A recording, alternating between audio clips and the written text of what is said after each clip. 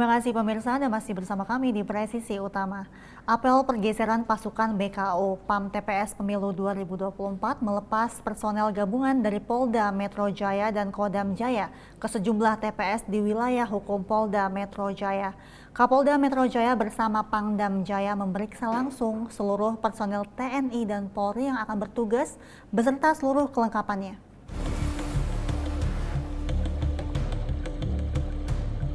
Kapolda Metro Jaya Irjen Pol Karyoto bersama Pangdam Jayakarta Maijen Muhammad Hasan melepas sebanyak 7.760 personel gabungan yang diantaranya terdiri dari 6.506 personel Polri dan 1.200 personel TNI. Berlokasi di lapangan Silang Monas, Jakarta, apel pergeseran pasukan BKO PAM TPS Pemilu 2024 melepas seluruh personel gabungan PAM Pemilu ke sejumlah TPS di wilayah hukum Polda Metro Jaya. Di wilayah hukum Polda Metro Jaya, terdapat 65.495 titik TPS yang terbagi menjadi 3 kategori tingkat kerawanan. Rinciannya adalah TPS kurang rawan sebanyak 64.333 TPS, TPS rawan 976 TPS, dan TPS sangat rawan sebanyak 21 TPS. Ada 68.000 sekian, 68.000 sekian yang tersebar wilayah hukum DKI. DKI itu 5 kota administrasi dan beberapa kota sebagai penyangga ibu kota. Depok, Tangerang Selatan, Tangerang Kota, Bekasi Kota.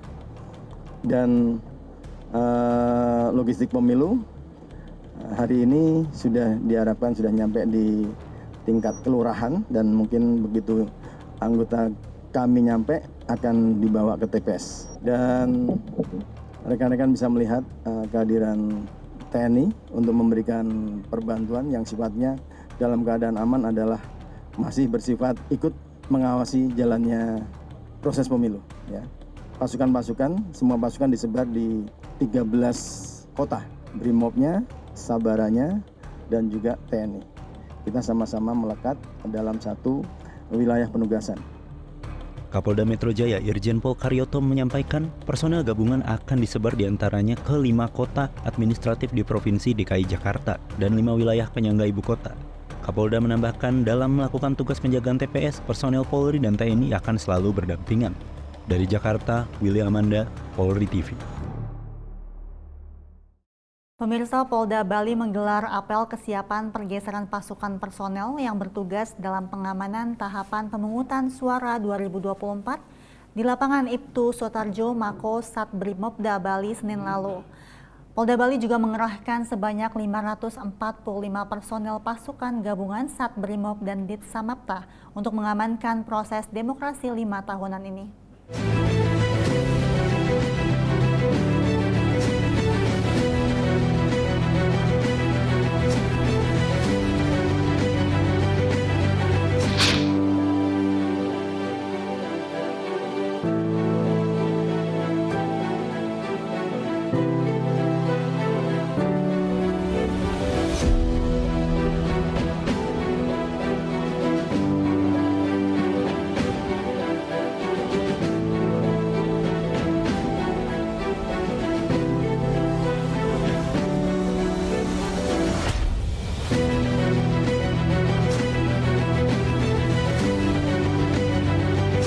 Ini pengamanan bukan main-main. Saya ingin rekan-rekan sudah siap semuanya. Yang kedua, saya tidak mau ada rekan-rekan yang bermasalah. Secara mendetail, arahkan anggotanya, jangan sampai ada yang salah dalam melaksanakan pengamanan. Kalau ada rekan-rekan yang salah, saya akan periksa. Jauhi larangan-larangan. Apa yang sudah disampaikan, apa yang sudah di-APP-kan, laksanakan. Di mana posisi rekan-rekan, tempatkanlah diri Anda dengan baik. Kepada siapa harus rekan koordinasi, koordinasikanlah dengan baik. Terjadi apa-apa di TPS, terjadi bagaimana di dalam pengamanan, kemana saya harus koordinasi, koordinasikan dengan baik.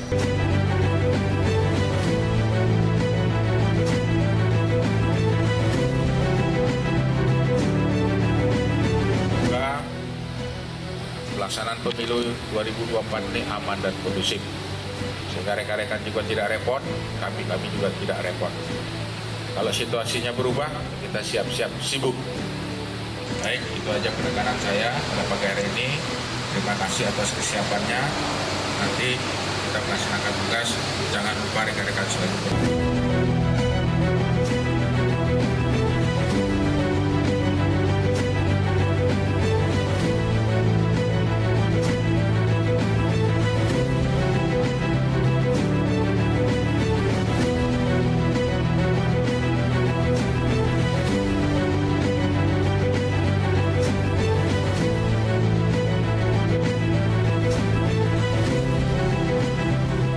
Dalam rangka persiapan pengamanan pemilu 2024, Polri mengerahkan ribuan personel BRIMOB lengkap dengan peralatan yang tergabung dalam operasi Mantap Berata 2023-2024 untuk mencegah terjadinya kontingensi. Dan berikut laporan dari reporter Polri TV Jelang Baskara dan kameramen Willy Amanda.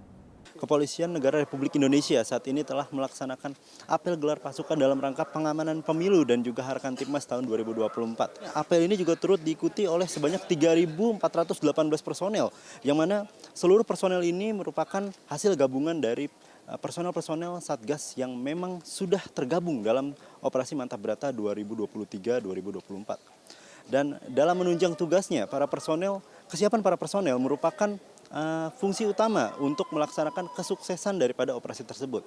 Salah satu dari fungsi utama para personel adalah memaksimalkan alat-alat khusus yang dapat menunjang tugas-tugas pengamanan yang akan dilakukan oleh para Satgas. Satuan Satgas SAR, yang mana Satgas SAR ini bertujuan untuk mengamankan agenda ataupun tempat-tempat yang sekiranya memiliki potensi bahaya. Oke, baik, kita lihat saja untuk alat-alatnya.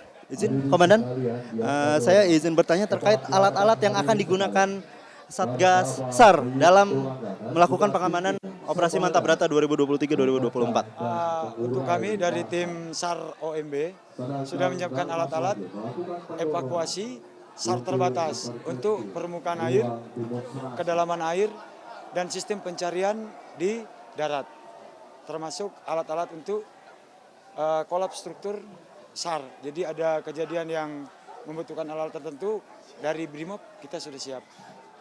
Dan kalau boleh tahu, dan ini yang besar ini alat untuk apa, dan Komandan? Izin. Ini sprint. Cara mengaktifkannya biar operatornya. Ini mempermudah dalam melakukan manuver atau jalan di air. Jadi kita perlu alat bantu dorong. Baik, siap, izin Komandan.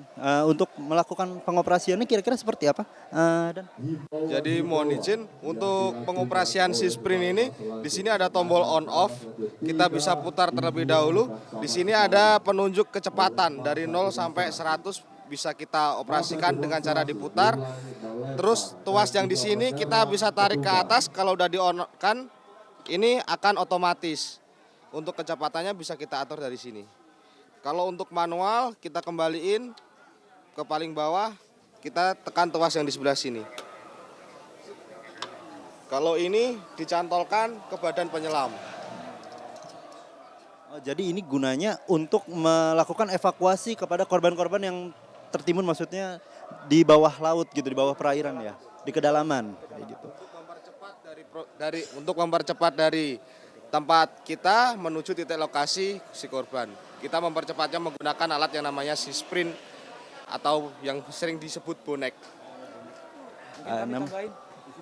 Ini membantu sekali untuk kami kalau ada arus di laut, ada arus kan tidak tentu arus dari mana datangnya. Alat ini sangat membantu, si sprint namanya.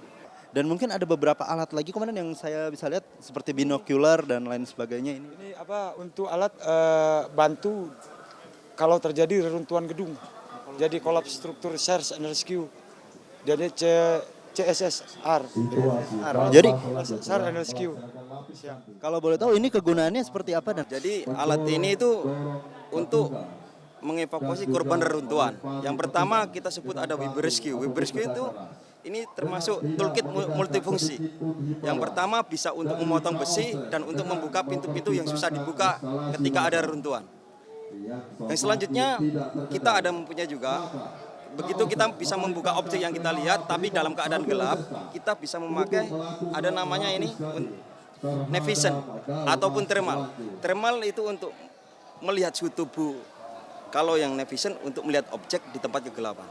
Kalau ini sebenarnya ini untuk membuka pintu. Jadi kalau dipasang di sini, dihubungkan di sini, dia bisa seperti dongkrak untuk membuka pintu. Siap. Semakin membawa dengan membawa barang-barang yang akan dilemparkan terhadap petugas. Ya, siap. Kami pasang alat. Alat bantu untuk membuka kalau ada reruntuhan beton dengan beton atau besi yang menjepit, kami menggunakan dongkrak yang dipakai ditempelkan ke cutting tol. Semua tenaga listrik. Ya, oke. Jadi alat ini tidak hanya untuk membuka reruntuhan yang memang sudah agak susah untuk diangkat, tapi juga mungkin kalau untuk pintu-pintu yang terkunci dan lain sebagainya. Bisa, berguna sekali. Bisa. Penggunaannya pun lebih praktis. Lebih praktis dan juga tidak menggunakan banyak tenaga juga ya, Komandan? Siap, tidak menggunakan banyak tenaga. Sangat membantu. Ini berarti kekuatannya kalau boleh tahu ada seberapa? Kekuatannya sesuai alatnya bisa sampai 6 ton. Sangat berguna, tapi kami dibekali alat-alat kecil di belakang. Kecil tapi sangat bermanfaat. Setiap pergerakan melakukan evakuasi dibarengi dengan alat-alat SAR darat yang ada di sini. Nah, ini fungsinya. Ini kalau mau ganti, kalau tergantung apa yang dihadapi. Ganti lagi. Ini kalau memisahkan beton dengan beton atau besi dengan besi untuk memudahkan melakukan evakuasi. Ini alat ada lagi yang cuttingnya, ada penjepitnya. Ini pemisah jarak, jadi dimungkinkan reruntuhan itu akan kembali lagi. Ada yang akan dievakuasi, dongkrak ini yang kami pakai. Berarti maksudnya ini ada beberapa giginya juga berbeda ya? Siap, ini buat nyungkel. Kalau yang agak tajam ini ditujukan buat apa ini? Yang ini cutting, yang ini buat nyungkil. Iya, Kalau misalkan ada yang di tanah gitu. siap. Dengan berpedoman pada Kita lihat sama-sama juga terkait dengan Jadi dia berbelakangan. aksesnya. Oh, belakang. Ya, saling membelakangi. Jadi Saling. kalau terbalik nggak bisa dipasang ya. Siap. Jadi agak langsung dibuka seperti Dibuka, itu ya. ya. Jadi membuka alat yang kejepit dari samping, yang tidak bisa dimasuki sama kayak dongkrak. Ini yang sempit dipaksa buka. Siap. Jadi kalau untuk hal yang mungkin kejadian bencana atau kecelakaan di dalam kedalaman, apakah ada alat khusus seperti ini juga, Komandan? Ada alat tersendiri yang kami punya di mobil SAR khusus. SAR ya.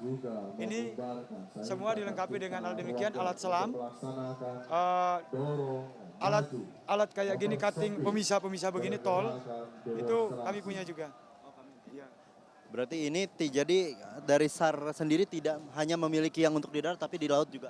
Siap. Tapi kebanyakan kalau untuk Brimob, kami kebanyakan yang di pelopor, kebanyakan melakukan evakuasi di sungai, danau, yang tidak dimungkinkan turun penyelam-penyelam yang di laut, masuk palung, masuk danau, di palung lumpur, sama reruntuhan bangunan yang masuk ke sungai atau kapal.